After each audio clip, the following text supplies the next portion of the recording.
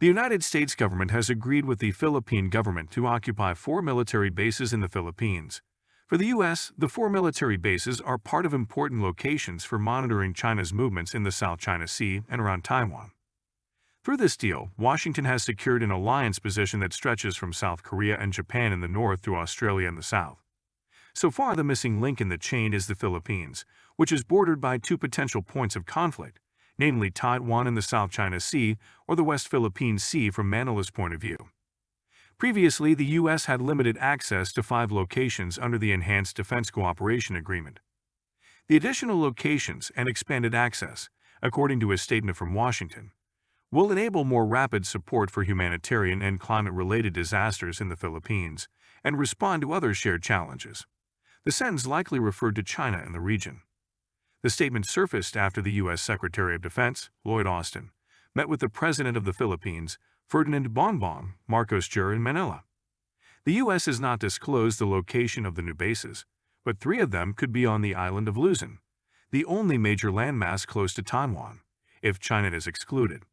This agreement is not trivial. There is no plan in the South China Sea that does not require access to the Philippines, said Gregory B. Poling, director of the Southeast Asia program at the Center for Strategic and International Studies in Washington. The U.S. is not looking for a permanent base. This is about location, not base. According to him, the U.S. seeks access to locations where it can operate light and flexible, with supplies and supervision as needed, rather than military bases that host large numbers of troops. In other words, this step is not a return to the U.S. position as it was in the 1980s, when the Philippines was the location for the deployment of 15,000 U.S. troops and the 2 largest U.S. military bases in Asia, namely Clark Base and Subic Bay. These 2 bases were discontinued in 1991 at the request of the Philippine government. At that time, the Filipino people had just overthrew the hated dictatorship of Ferdinand Marcos, so sending the colonial nation home would further strengthen democracy and independence. At that time, the Vietnam War had long been over, the Cold War had subsided, and China was still weak militarily.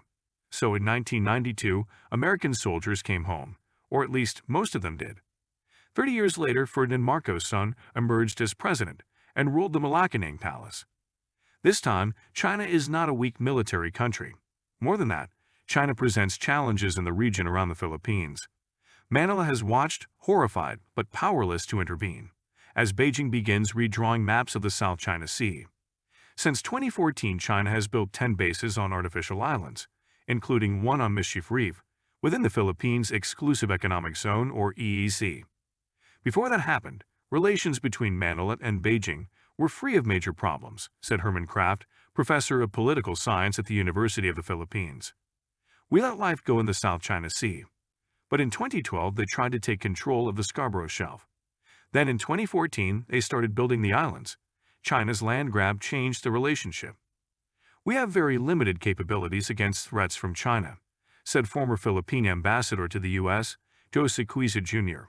According to him, China has repeatedly broken promises not to militarize their new bases in the South China Sea. China has militarized those places, and that makes more of a threat to the region. Only the U.S. has the power to stop it. The Philippines can't do it alone. This time, however, there won't be thousands of U.S. Marines and pilots filling the red light districts of Olongapo or the city of Angeles again. The history of violence and harassment by U.S. troops in the Philippines is still a sensitive topic. It is estimated that there are 15,000 children left behind by U.S. soldiers in the Philippines. We have a long history of inequality in our relationship, said Renato Reyes, General Secretary of the New Patriotic Alliance, a left-wing group. The Philippines has had to pay a social price. There is a history of rape, child abuse, and toxic waste. A U.S. return to the Philippines is strongly opposed by the country's left-wing groups. While there won't be as many troops as before, Washington is now requesting access to several new locations, some of which face the South China Sea and others face north toward Taiwan. Unofficial reports point to location options in Cagayan, Zambales, Palawan, and Isabela. The first location faces Taiwan, the second the Scarborough Shoal, and the third the Spratly Islands. Any new U.S. facility will be inside a Philippine military base. U.S. troops will come in small groups and take turns.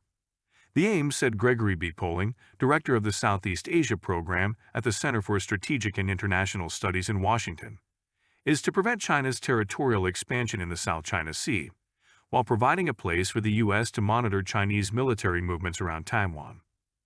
Outside of the alliance with the U.S., the Philippines has no way of deterring China, he said. The Philippines is buying BrahMos missiles from India. The U.S. wants to deploy Tomahawk cruise missiles. Together they can hold off Chinese ships. As fears of conflict escalating in Taiwan grow, the Philippines could offer a rear access area for U.S. military operations, or even be a place to evacuate refugees. People forget there are between 150,000 to 200,000 Filipinos living in Taiwan, said Poling. Manila is not, however, a member of the American alliance to challenge or resist China's rise, Professor Kraft warned. The Philippines is not doing things like Australia and Japan, which directly challenge China's interests in the South China Sea or the East China Sea. President Marcos wants good relations with the U.S., but he also wants good relations with China for economic benefits. Beijing has also indicated that it does not intend to make a new bases agreement between Manila and Washington a wedge in its relations with the Philippines. In an editorial published to coincide with the arrival of the U.S. Defense Secretary in Manila, China's state-run Global Times newspaper accused the U.S. of setting a trap for the Philippines and of trying to push the Philippines to the forefront of confrontation with China. "We are once again caught in the middle," said Reyes, who believes China is a capitalist imperialist power, just like the U.S. The Philippines still has a colonial mentality, looking at the United States as its big brother.